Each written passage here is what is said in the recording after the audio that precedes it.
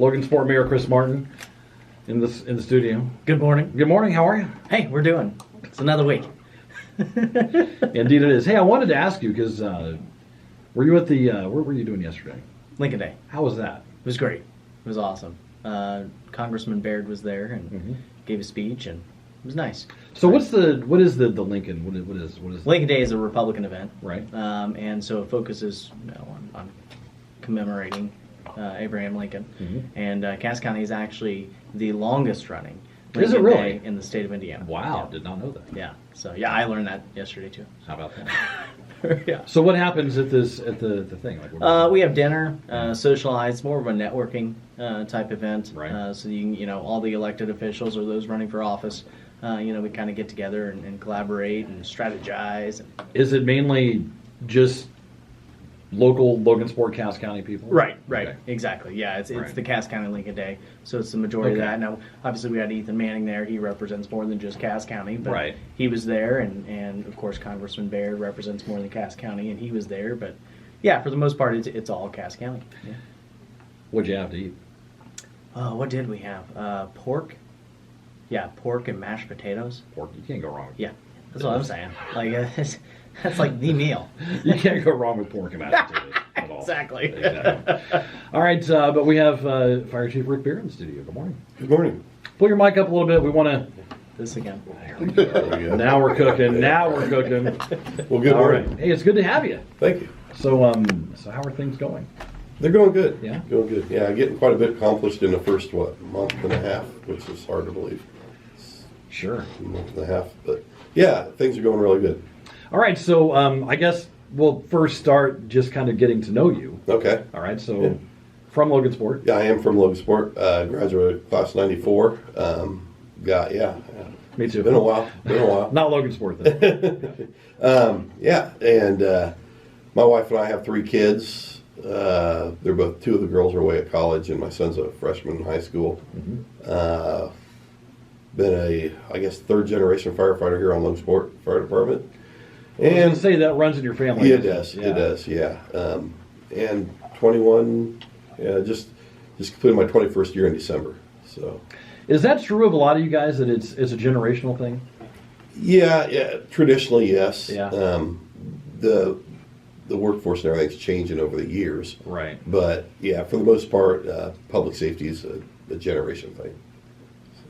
Did you want to get into it, or did I you? did. Yeah. Yeah, I did from an early age.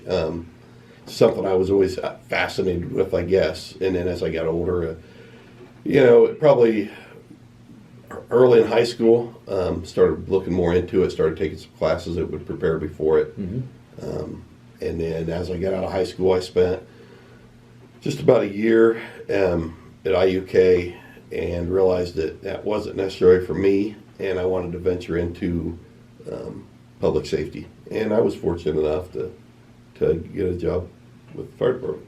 And I'm here in my own hometown, serving my hometown. That's pretty neat. So. And that's where you've been your entire career, It is, right? yes. Yeah. So what does your career look like from that on, like from when you first came in? Well, I started off and I was promoted to a training captain after about 7 years on the job. And, I did probably 5 or 6 years as a training officer. And then back in, gosh, I got to think, 2014, I believe it was. Right. Right around there, I was then promoted to an assistant chief. Okay. Spent the last 2 administrations as an assistant chief, and then currently serve as chief. So has being an assistant chief, did that prepare you for being? Yeah, it did. Chief? Yeah, I mean, believe me, there's a lot of the aspects of the fire chief that you don't realize till you're sitting in that chair. Yeah. It's easy to sit back and you're like, man, he's never here. He's in and out, and must be nice. Well, yeah, I'm in and out. I come in, check my email, and it's like, oh, I got this today, or oh, I got to add this. So you're in and out. A lot of administrative stuff, but from the aspect of some discipline and learning, how to deal with issues. I was going to say, as fire chief, what do you do as fire chief? You basically you oversee the whole department, but you do delegate a lot on your officers below you. But you just workings of the fire department, policy, anything with policy or. Fortunately, we really don't have disciplinary issues that we deal with often, but you have to oversee that. You coordinate with other department heads on things within the city and other fire chiefs in the area, surrounding counties, and it's just a lot of administrative stuff. Right, right. But I'm sure there's a lot of, I hate to use that cliche, but a lot of moving parts, a lot of things go on, right? A lot of moving parts, yeah, a lot more than I ever realized. Sure. What do you enjoy about it? Well, first of all, I think it's the best job that you could have, to be quite honest. Yeah. And I do miss the firefighting aspect because you do give that role up when you move into the administrative aspect. But I enjoy being a leader. I enjoy working with people to get solutions in place, and I enjoy the administrative stuff. Really? Yeah, I do. I enjoy sitting down with a problem and coming with a solution. And, that's... So, okay, let me ask you this. When a fire happens, when you go to a structure fire, what do you do with that? Do you do anything with that? Yeah. Typically, my assistant chief, our department's structured as we have 3 shifts. Okay. Or 3, we call them tricks. They work 24 hours on, 24 hours off. So each trick has an assistant chief. So typically on a structure fire, that assistant chief will fill the role of the IC, which is incident commander, oversees the whole workings of the department. The chief shows up and I'm just there as a support personnel for the assistant chief. If he needs something, I get it. I'm also kind of a safety officer when I'm there. Just another set of eyes and ears for my assistant chief. Right. I could take the scene over. I could run the scene, but I put the assistant chiefs in place that I feel are competent of doing that. Right. So I don't want to take that away from them. Yeah. And we do have a good relationship amongst all of us to where, if I see something, I say something. That's from me to the low guy on the department.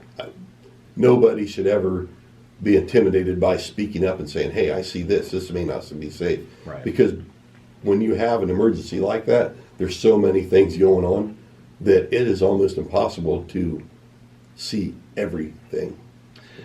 What kind of training do firefighters go through, like ongoing? There's a lot of state mandated classes. It's changed a lot over the years. When I came up, you got a lot of the training on your own, went to fire schools and got the certifications. The state has adopted like a district format to where we're in District 4, so we're in a district along with Lafayette and Frankfurt and West Lafayette and all that, to where a lot of our training is based out of that district. But you get, we're required to have a mandatory class. Actually, I just finished one up in Walton. I taught one in Walton there at the end of the year. It's about a four-month class. You do that. It basically teaches the basics of firefighting. And then from there you go into they call it a Fire 1 and 2, which is about 6 to 7 months of class. Mm-hmm. And the one thing about this, there is fire science degrees that you can get at community colleges and colleges around the state. But a lot of these firefighters coming on are taking it upon themselves. And they may be working a job, they may be having a family, and then they're going to class 2 and 3 times a night to get these classes. But it's a lot of structure, basic stuff. And then once you get on the job, that's where you venture into like more technical aspects of it. Right. So I would imagine the trust that you guys have to have with each other is huge. It is, and that trust is not. It's something that's earned over time. You become. You work with guys and gals long enough to where you know what they're going to do before they even say it. That's what you kind of get there. There's a lot of trust, and it takes time to build that up. Right. And that's why when you get new firefighters that come on the job, we kid around with them and joke, but you're kind of learning their how they deal with things, and that it plays a role other than just, hey, go mop the floor, you know. I mean, so yeah, trust is a big aspect in any public safety for that matter. Absolutely. And good stuff. We'll have more with Fire Chief Rick Bair. Coming up, it's Talk of the Town on a Monday right here on WSAL. It is just about 9:14. This is Talk of the Town on WSAL. Joined by Logansport Mayor Chris Martin and Logansport's Fire Chief Rick Bair. So let's talk about the fire department and you know, now that you're kind of the head cheese of the place, I mean, where do you want to see things going? Like, where do you want to take it? We've got we're trying to address some hiring right now because we've got some retirements coming up, and we're trying to get. You know, we've actually got some interviews set for tonight, and looking to probably. What I would like to see is I would like to see us be able to add some manpower. We lost some manpower over the years, and I would like to see us be able to grow as a department. But it takes time, and there's budget restraints and all that with it. Right. But that's a challenge of mine, is to try to figure out how we can do that, because it does. I mean, you need all hands on deck when you have an emergency, and we've addressed some issues with the way we do call-ins on a fire.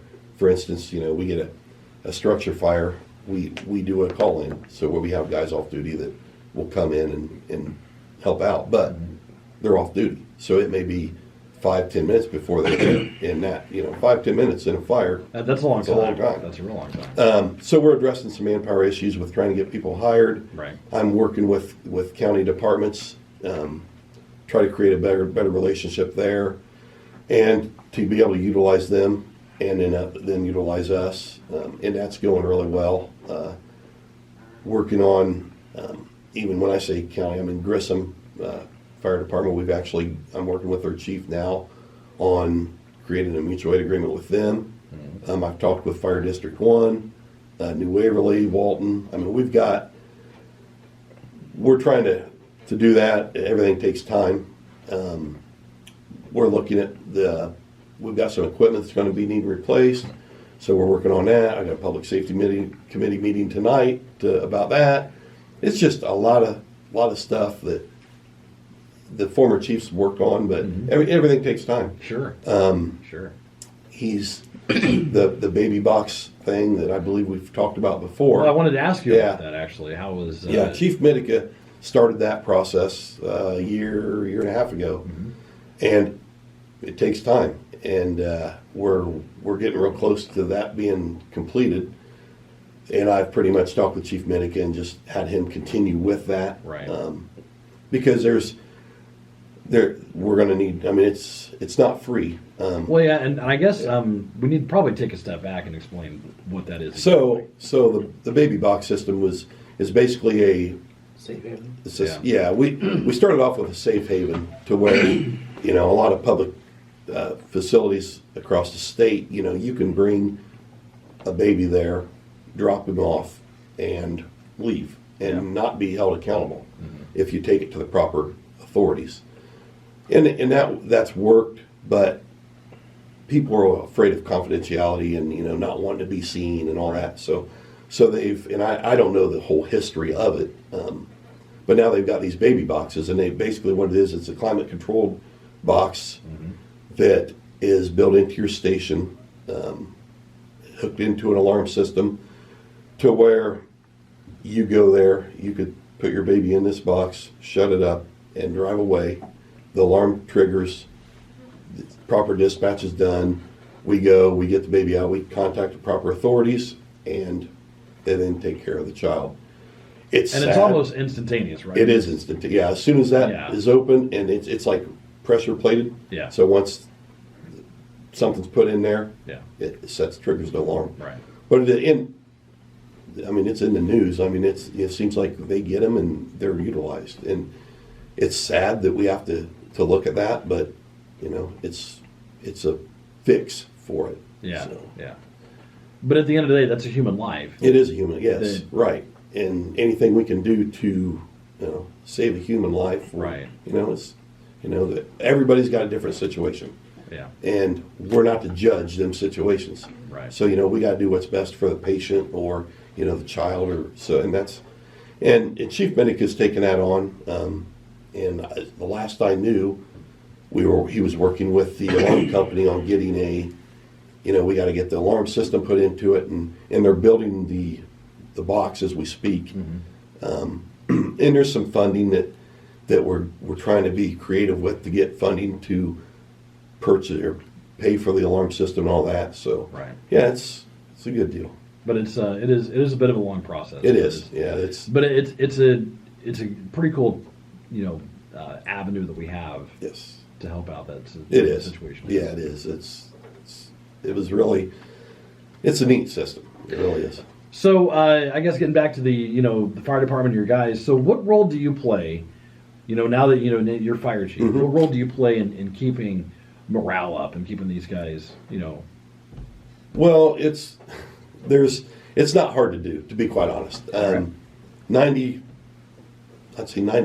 of the guys on the department love their job. I mean, but it is a stressful job, and there's a lot that goes along with it. And 20 years on the job, you see a lot of things, and so it's not that they don't love the job still, but it wears on you over time.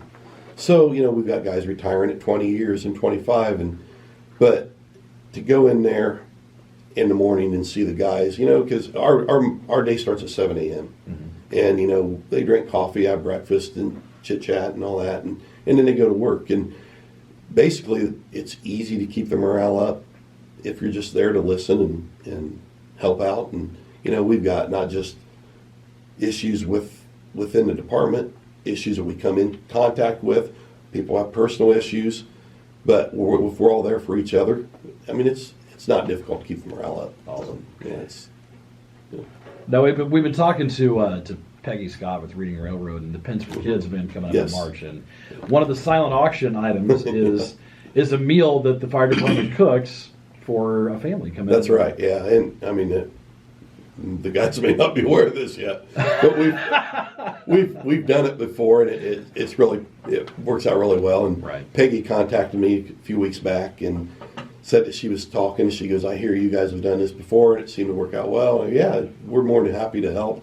And basically, what it is they'll have a silent auction, and the winning bidder of the auction will contact me, and then we'll set up dinner at the fire station, and they'll bring their family in, and we'll fix dinner. They can sit down and take a tour of the station, eat a dinner with the firefighters, and just it's neat. I mean, the kids enjoy it, but the parents or the adults enjoy it too. Sure. It's our station's open all the time. I mean, we have people stop in all the time who want to bring their children through, but to be able to whatever we can do to help out raising a little money is great. That's awesome. And the kids enjoy it. And, yeah. Is that the same as the Broken Halos? No, That's a different event. different event. Oh, okay. Yeah. But what would be on the menu for that? I'm not even sure. I don't know. I'm going to be enjoying it too, so I think There you you guys go. can fix it. Good stuff. I'm sure it'll be something good. All right. So anything else you want to hit on before we wrap up here? I don't believe so. I can't think of anything. Anyways. Well, I mean, I know we certainly appreciate the work you and your guys do, and it's very much appreciated. Yeah, I appreciate that. Thank All you. right. God bless you, Rick Bear. Absolutely. Thank you. All right, Mayor Martin, good to see you. Good seeing you. Thank you for having us. No problem. As always, good time. It's wrapping up Talk of the Town for a Monday here on WSAL. We'll come back and do it again tomorrow. Have a great day. See you.